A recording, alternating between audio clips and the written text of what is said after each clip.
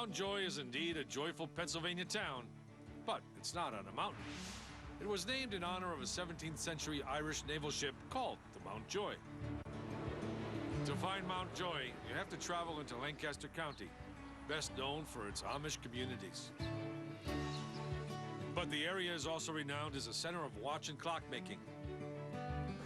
When you're there, make time to visit the nearby National Watch and Clock Museum, which was erected here because this is where the world-famous Hamilton Watch Company was founded in the late 19th century.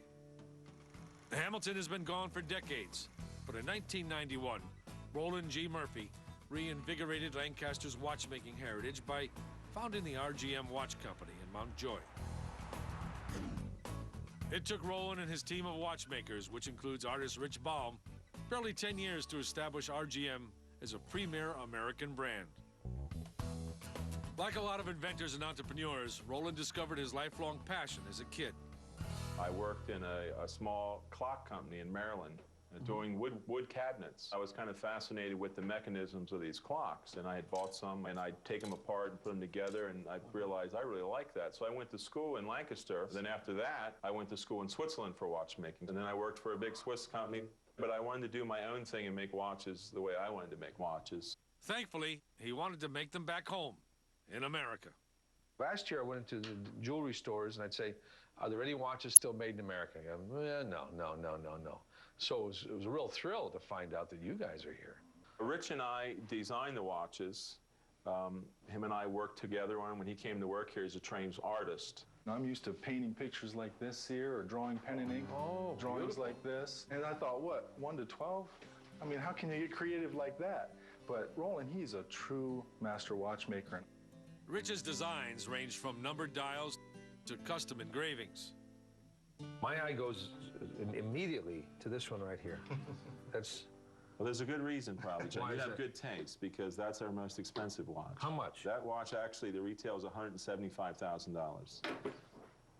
This piece here is hand engraved. It's also skeletonized. This you can see right through it. This is a chronograph, so it keeps time, but it's also a stopwatch. You can spend years trying to understand all the intricacies of how a fine watch keeps good time. So suffice it to say that a watch works by releasing stored energy in precise intervals. The source of that energy is the mainspring. And it's the balance wheel that creates the intervals. In between them, you find the escapement wheel. Was this like a Paul Bunyan watch you're making here? What is...